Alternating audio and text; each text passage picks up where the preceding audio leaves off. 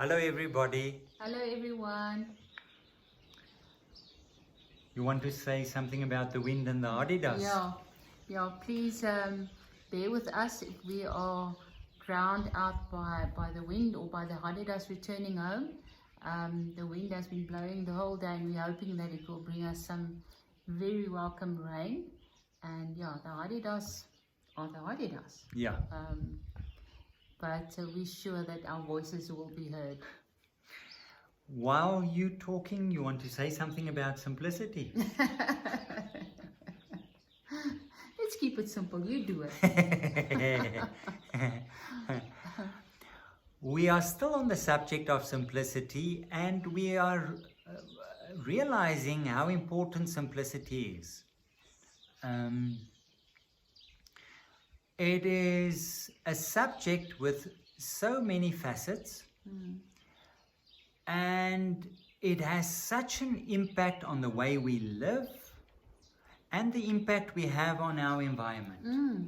And I think we just, again, finding it so encompassing in terms of all areas of our life. And I think just to circle around it a bit, also for us personally, helps us to, again, take stock of where we are managing or where it's really difficult. So it's really been a very meaningful journey with simplicity. And maybe we can say that the basic premise of our conversations, especially regarding simplicity, if only you can hear something of the importance of simplicity, and even in a very small way, start scaling down or try to live more simply, that will be a huge step. So it's not a matter of, well, you have to be graduates of simple living, but just saying there must be something to it and exploring that. And today we're not going to touch on a specific topic around simplicity as such, or an aspect of simplicity, but in terms of that journey that we're on in applying simple living in our own lives, and that is a personal journey. We're not giving out blueprints as to how to live. Today we are going to name a few resources that have helped us very much and had a big impact on our lives.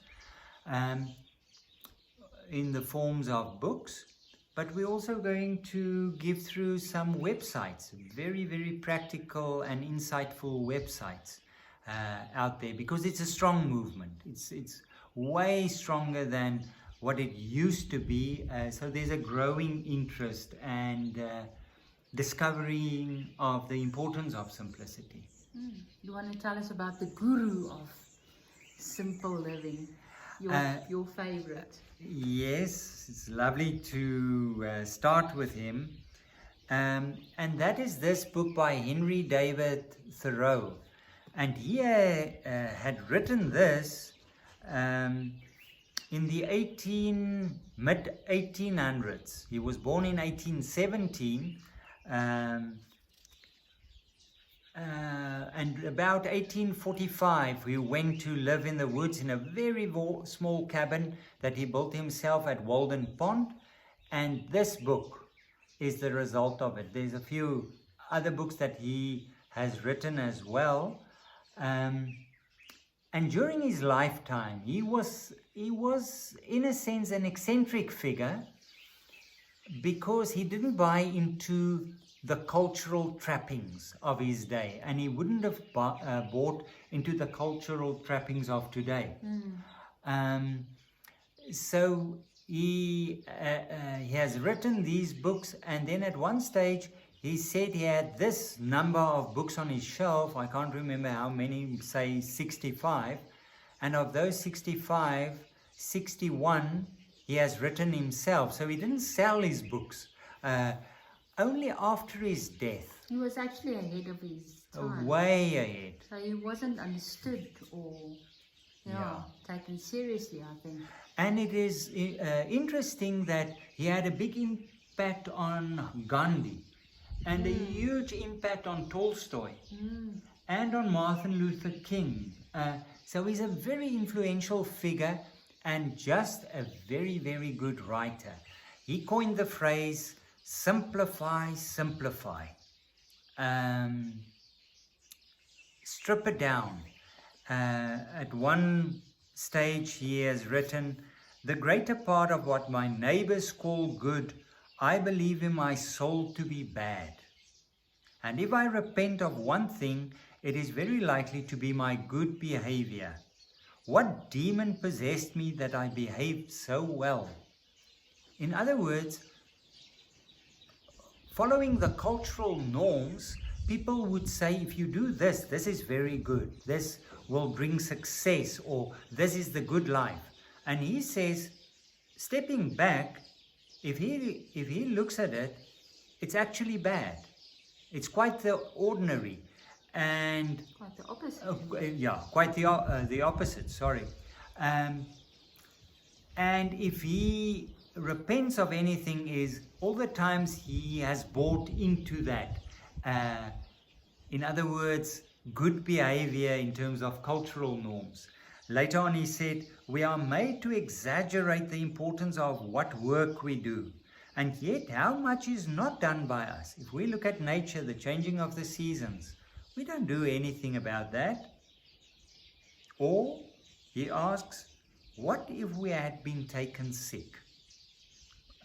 Often we think we're so indispensable, but things are happening even without our doing. Thoreau is just this wonderful figurehead of simple living. Yeah. A writer that I discovered very early on in my journey in starting to search for meaning in my life is Sarah Van Branagh, and it's beautiful books in the sense that it's specifically written for women, with women in mind, and so they are very feminine and very sensual. Yes, lovely, all about your senses, and there's recipes and there's all sorts of beautiful things. But she coins the term simple abundance. And her very first book that I bought was called Romancing the Ordinary. And that's always been such a beautiful phrase for me to realize that that we can see the real, the special in the ordinary. So the books that I want to share in terms of simplicity is this one called A Day Book of Comfort and Joy, Simple Abundance. And it's lovely because it's it's almost like a diary. Or what do they call them? A book of days. So there's a piece for every day, and it takes you on a journey through a couple of very important aspects of simplicity, or then of simple abundance, and aspects like gratitude, like order, like harmony, like wonder, finding joy in your life. And she takes you on this journey, and with also very practical things that you can do to help you. So this is really a lovely book if you new to trying to live simply and you're not sure how to go about it. I can really recommend this. And then a book that she also wrote in terms of our relationship with money, that's on the same principles as the Simple Abundance book, is this one called Peace and Plenty. And this is more like a workbook, and very, very good if you want to look at your at the way that you think about money and the role that it plays in your life. So these are really two lovely books, just in terms of also beautiful. Don't you think they are? They are. Interesting name, Van Branagh. Yeah. She's actually British, but I think she lives in America. We haven't touched on it as a subject of our conversations up to now, and we plan to do so in the near future, and that is the the specific spiritual aspect of simplicity. How simplicity actually flows out of a spiritual life and a certain way of being spiritual. And there are a few very good books on that subject as well. One of the older books is one by Richard Foster, the well-known author of the Spiritual Disciplines, or the Celebration of Discipline. And this is The Freedom of Simplicity. A very interesting title, because simplicity brings freedom. It brings freedom. We are bound by more shackles than we think.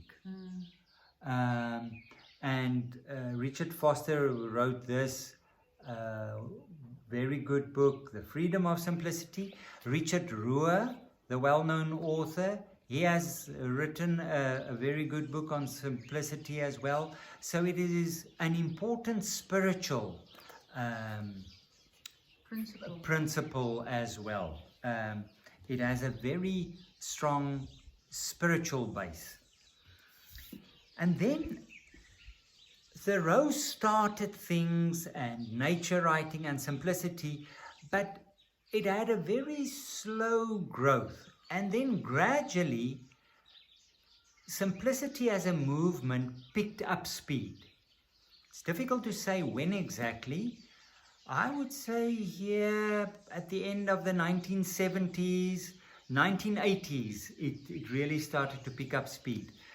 And a book that had a very big influence is this by Joe Dominguez and Vicki Robin, Your Money or Your Life. And it is about our relationship with money and achieving financial independence. And it's more than a financial book. It is how does it play into the way we allot time in our days and so on, and how it relates to money. Because Thoreau said the cost of anything is actually the time we spend in achieving it. That is the cost of anything. It's not the money, it is the time we spend. That we are willing to spend. That we are willing to spend. That is the cost of anything. And that's an issue that Joe and Vicky touch upon. There's this beautiful paragraph quite early in their book where they say, think about it. How many people have you seen who are more alive at the end of the workday than they were at the beginning? Do we come home from our making a living activity with more life? Do we bound through the door refreshed and energized, ready for a great evening with the family? Where's all the life we supposedly made at work?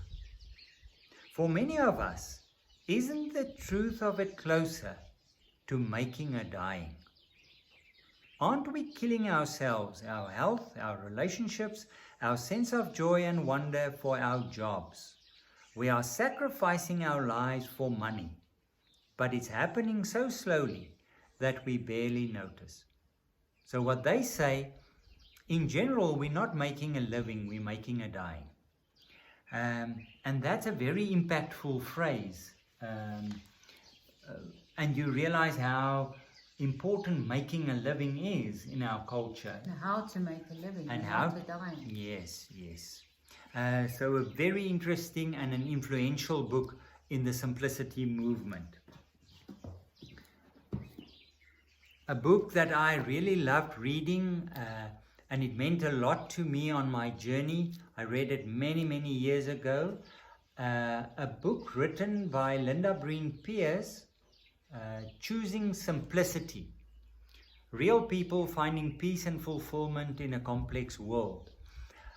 Linda Breen Pierce, who had been a very successful corporate lawyer, and then with growing disillusionment, finally deciding to quit her job and living a more simple life, and then doing this research, having interviews with people in all walks of life who chose simplicity. What were the difficulties? What were the challenges? What were the rewards?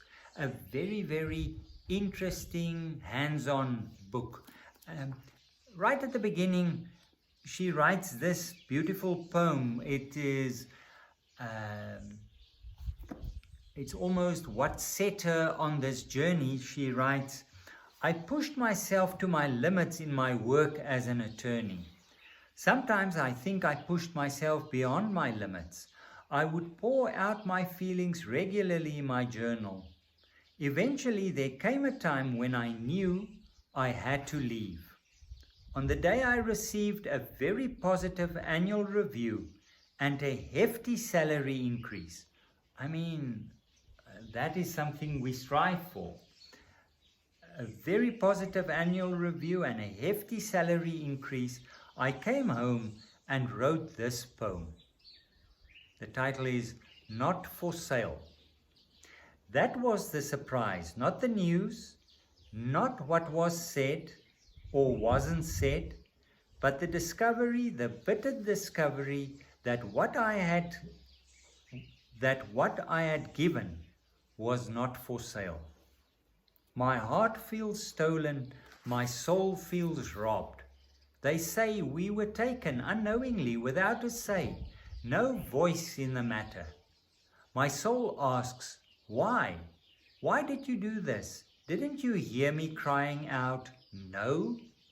My heart cries out, of course you knew, or should have known. There was nothing left to give. It was a gift, not a sale. And now I know the last to know. So I take my heart, I take my soul, come home now, I can hear you. So a very powerful poem at the beginning of this book, a beautiful book and practical. And then the last book that I want to touch on is this by Carl Honore, In Praise of Slow. How a worldwide movement is challenging the cult of speed. Interesting phrase, cult of speed. We sold out to the idea of increasing the speed of doing things, and playing into that as well, efficiency. Be very efficient in doing things. And this is In Praise of Slow, where it touches on different aspects in the different chapters. Slow food movement, very important. How it plays out in city planning, in medicine, in leisure, the importance of being at rest, and also a chapter on children, raising an unhurried child. A nice phrase that, eh? An unhurried child. I think if we can do that. And we always hurrying them along. Yes. To be ready for school, to be ready for music lessons, and all of that. Yeah, raising an unhurried child. And at the beginning of the book, he quotes Gandhi, who said, "There's more to life than increasing its speed." Also a very, very interesting book. There are many, many books on the market currently. We've only touched on those who had a big impact on our lives, and we found very helpful. If you know of any, you can give it through and we can share it on the blog as well. But we hope it helps you on your journey. Maybe you've just started. Or maybe you know of a good book or a website. Please share that with us. But in the meantime, keep well, and next week we will talk again. Keep it simple, everyone. Bye bye. Bye.